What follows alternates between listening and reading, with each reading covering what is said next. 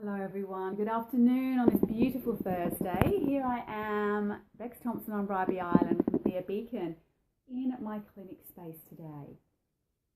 And we're live, so send me a little hello, a little love heart, a little thumbs up if you're here watching live.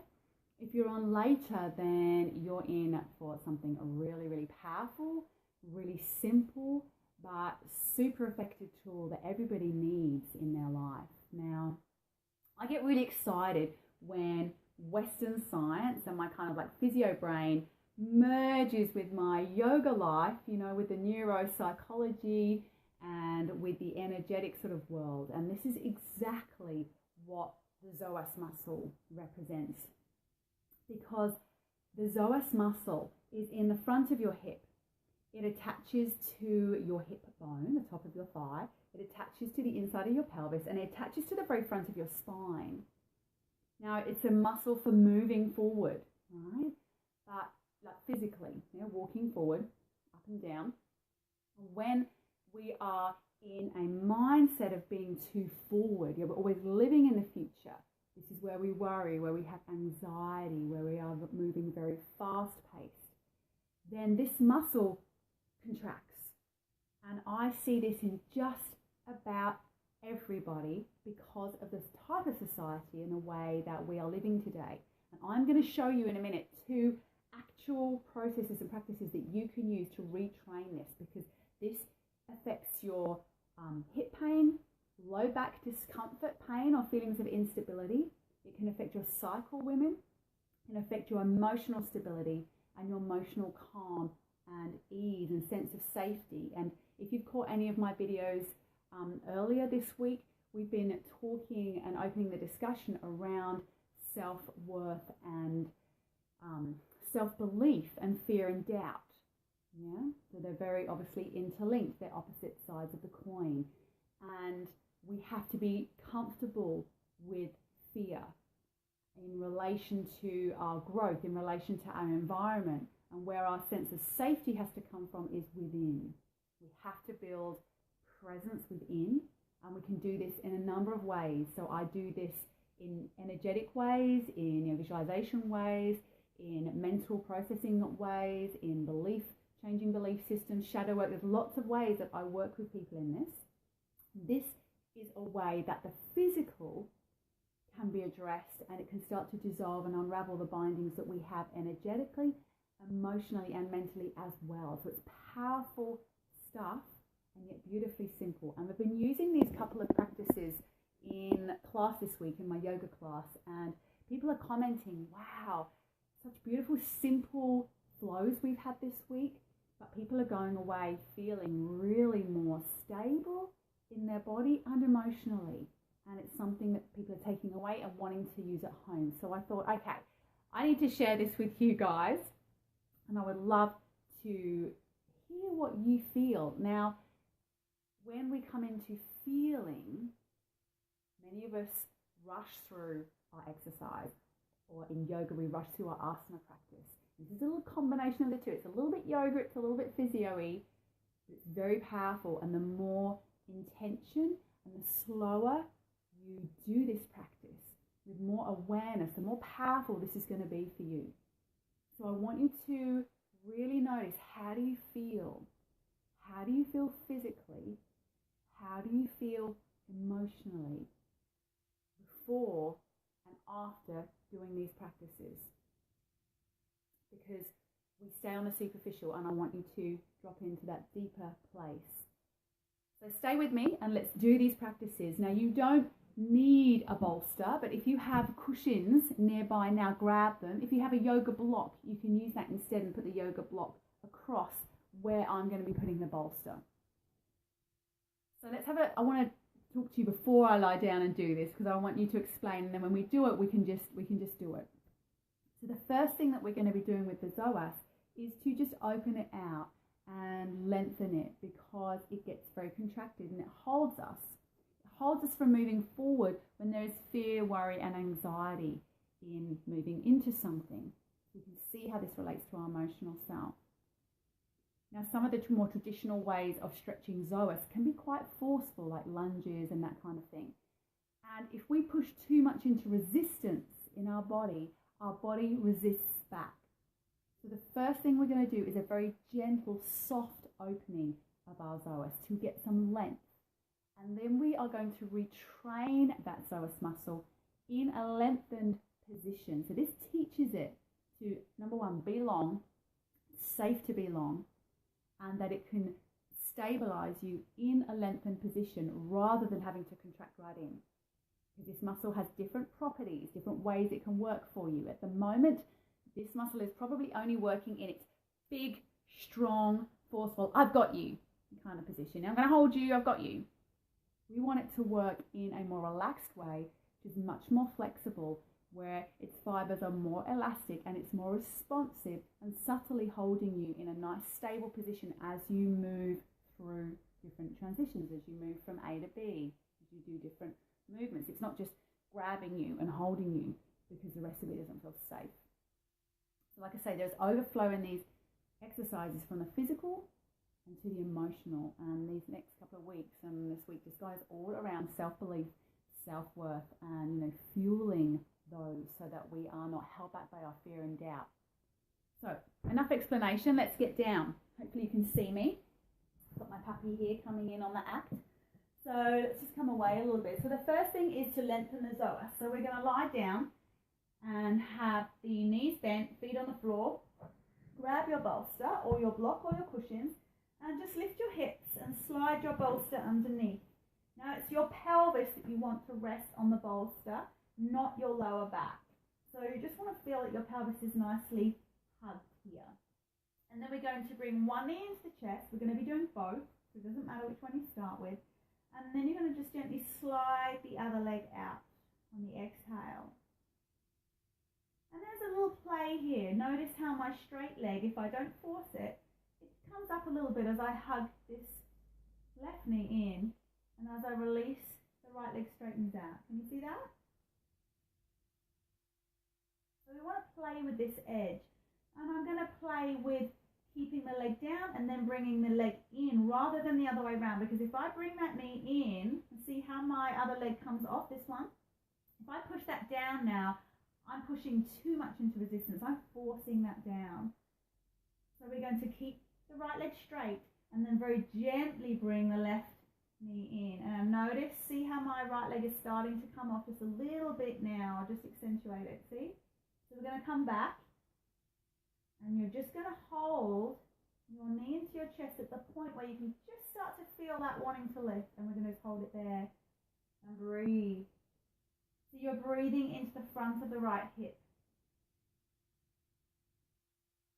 This is a very subtle stretch. You're not going to feel this in the same way as like stretching your hamstring or stretching your wrist back. It's a different feeling. It's a deep feeling. And the feeling I get grows as I hold the pose. It's a deeper, more subtle feeling. It's a little hard to describe, which is why you need to notice whether this is happening, whether that leg's coming off, because you're not necessarily going to feel it, and you're going to push right in, and you're not going to get the effect you want. This is subtle. So we're going to breathe and hold. So I'm not going to hold this as long as you might normally hold it at home. You're going to want to hold this for about 3 minutes. That is the ideal amount of time that soft tissue can really release, and all the fascia bonds, because there's a lot of connections in your psoas to your diaphragm and onwards and upwards. We won't go there, but there's a lot of connections.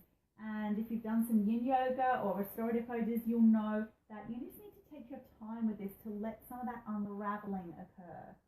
So the other side, you're just going to bring your feet down, one knee up and the other one down. And again, release that knee and bring it in slowly until you see that left leg coming off. So I'm just exaggerating that so you can see. And then come back.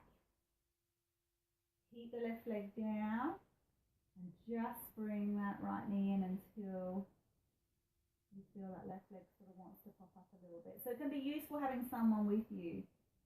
And you're just going to breathe and hold. And your intention is to just breathe into this space in the front of the hip. And again, hold for at least a couple of minutes. Place both feet to the floor lift your hips up. Exhale, lower down to the side. So that's your lengthening part of the process, and you want to do that first if you want to get the most out of this exercise. Next part is the retraining of the psoas in the long position. So let's lie down, and let me straighten this leg so you can see. So I've got my right leg bent here, the leg closest to you is extended. I'm just going to rest my hands on my lower belly because that gives me information as to whether I've got some rocking and rolling happening in my pelvis, so whether I'm managing to keep it flat. And ideally, we want the back pretty flat on the mat. And the main thing is that we're not getting movement of the back on and off the floor as we're moving the leg. Now, the number one thing people do with this that's wrong, and I had to correct people again and again in class this week, was they move this straight leg too much. So when I say in a minute, it's say 3 centimeters that we're moving, I mean 3 centimeters. 3 centimeters, yeah, that's about as wide as my fingers. It's not very far, it's like 1.5 inches. Not very far. So, this right leg is bent, foot to the floor, hands on the lower belly. You're not really pushing that right foot into the floor, you're just creating some stability through your lower belly so that you don't have any rock and roll of your spine. Pull up the toes on the left leg, and you are literally going to float your leg about 3 centimeters off the floor. Toes are pointing up, kneecaps pointing up. Then you're going to take your leg about 3 centimeters out to the side. 3 centimeters back, and then down. You're going to touch the floor with the back of your calf, but you're not going to let your leg completely go like that. So we've got a light leg brushing the floor, up 3 centimeters, out, in, and down. Tiny movements. I have people swaying right out here. That is not what we want. It has to be tiny movement for us to recruit the deep psoas that we want. Otherwise, we're going to recruit other muscles, and it's going to work in a different way to what we want. We're looking for stability, very slow, and you need to do this for quite some time. The slower you do this, the more you're going to feel this. If you go bigger and faster, it's going to be easier, or you're going to feel it in your back or your belly. So you are going slow like this. Tiny movements and slow.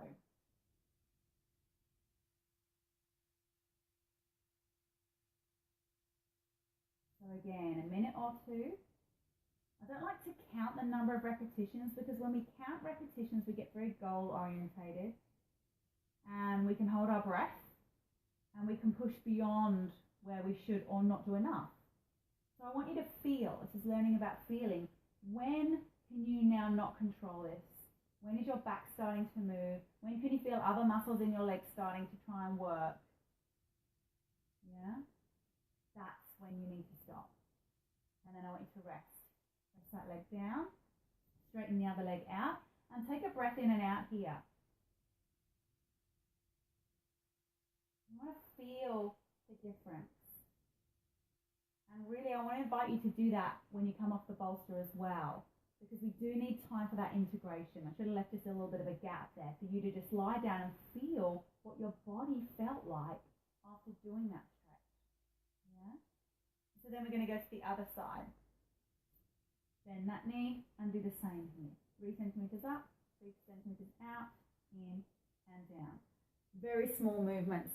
And again, take the time to lay out flat, have a mini shavasana to feel. And you should feel a difference in your body, that your body feels more balanced, your pelvis feels more balanced, your legs feel softer. There's a sense of more,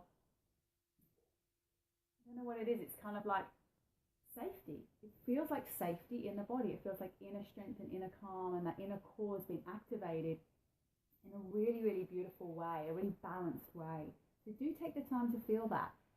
I reckon just about everybody could do with doing this practice just about every day. Like I say, we all have some issues around stability in this lower part of our body, especially women. And we all have issues around self-worth and fear in stepping up and moving forward.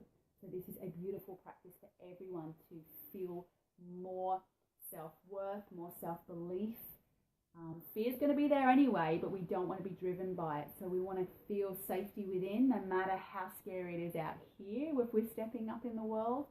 And we also want to feel more comfort and ease in our bodies, so we're not fearful about movement. So I would love to know what you thought of these practices once you've had a little go. Give me some feedback and I will come back and check any comments that you make later. Now, the way that I work, as you can see, we really are incorporating the physical, the emotional, the energetic, and I involve this type of work as well as emotional processes, practices, a lot of partner work and appreciations and feedback in the one-on-one work that I do, as well as the masterclasses and trainings. And I would love to invite you to a one-day training that is coming up on August the 11th in Scarborough, and it is completely devoted to overcoming fear and doubt and fueling self-belief and self-worth. Because if you felt better about yourself, if you weren't so challenged by scary situations or stepping out, what would you be doing? How would your life be different if you had more self-belief and you weren't so emotionally pushed and pulled in life? Would you be stepping up differently in your business? Would you be asking for a raise at work? Hey, Shuri. Would you be doing things different physically with your body if you felt stronger in your body? Would you handle relationships differently if you believed more in yourself? I think you would, and I've seen this shift and change for others. So I would love to invite you along. This is just not for people who are living in fear. This is for everybody, because we all have different aspects around our self-worth and belief that are holding us back from accessing the full potential. And you have a neat gift. You are completely awesome. And there are parts of you that you are not showing to the world. And if you want to show them, I want to help you. And so this is a whole day training with a small group of women, and the early bird is only till next Wednesday. So you want to get in now and secure your spot. I'll put the link on above here in a moment when I come off here, and you can jump on through and secure your spot today. And please share this video, share that workshop with anyone that you feel could do with this work. And I'll see you again soon. Thank you so much. Don't forget to click on the link above and check out the workshop coming up next week. Take care, everyone. Blessings.